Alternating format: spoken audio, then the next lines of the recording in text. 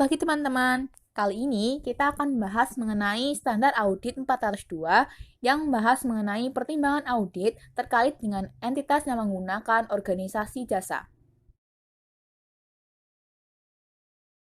Ruang lingkup standar audit 402. Standar audit ini mengatur tentang tanggung jawab auditor pengguna untuk memperoleh bukti audit yang cukup dan tepat ketika suatu entitas pengguna memanfaatkan jasa dari satu atau lebih organisasi jasa. Banyak jasa yang disediakan oleh organisasi jasa yang merupakan bagian integral dari kegiatan operasi bisnis entitas. Namun, tidak semua jasa tersebut relevan dengan audit. Jasa dari organisasi jasa relevan terhadap audit jika jasa tersebut berdampak terhadap salah satu di bawah ini.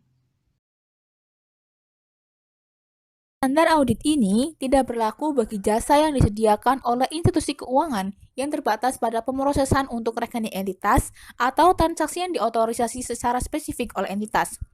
Standar audit ini juga tidak berlaku terhadap audit atas transaksi yang berasal dari hak kepemilikan kepentingan keuangan dalam entitas lain, misalnya firma dan koperasi, ketika hak tersebut dipertanggungjawabkan dan dilaporkan kepada pemegang kepentingan.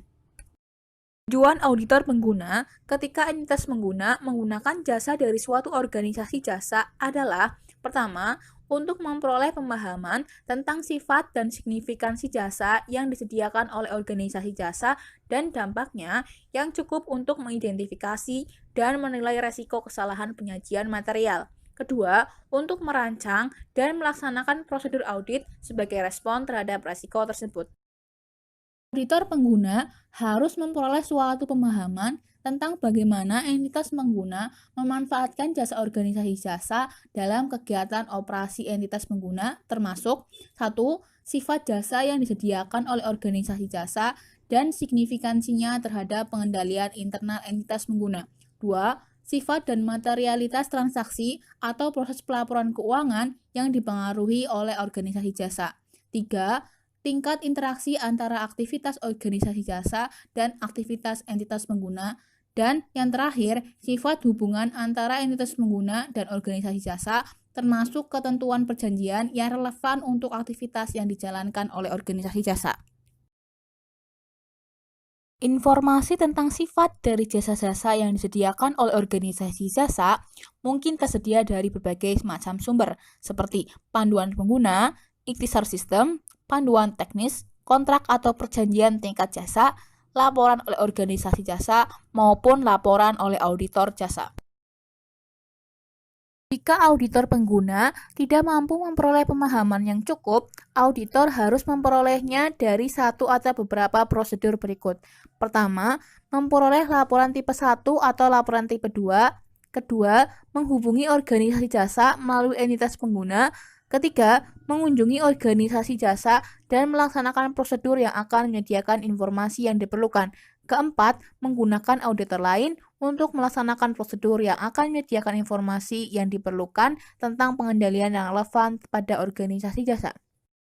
Jika auditor pengguna merencanakan untuk menggunakan laporan tipe 1 atau tipe 2, auditor pengguna harus melakukan hal-hal sebagai berikut.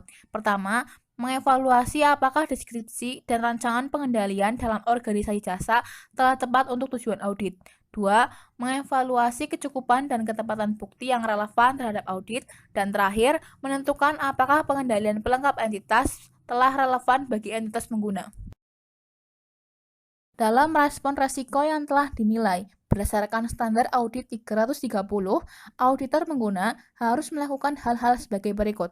Pertama, menentukan apakah kecukupan dan ketepatan bukti audit tentang asersi laporan keuangan yang relevan telah tersedia. Kemudian berikutnya, yaitu melaksanakan prosedur audit lebih lanjut untuk memperoleh bukti audit yang cukup dan tepat.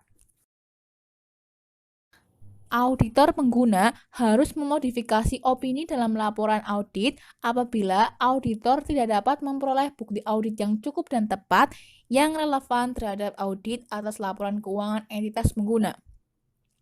Auditor pengguna yang mengacu ke pekerjaan auditor jasa dalam laporan auditnya, auditor pengguna harus menunjukkan bahwa pengacuan tersebut tidak mengurangi tanggung jawab auditor pengguna terhadap opini auditnya.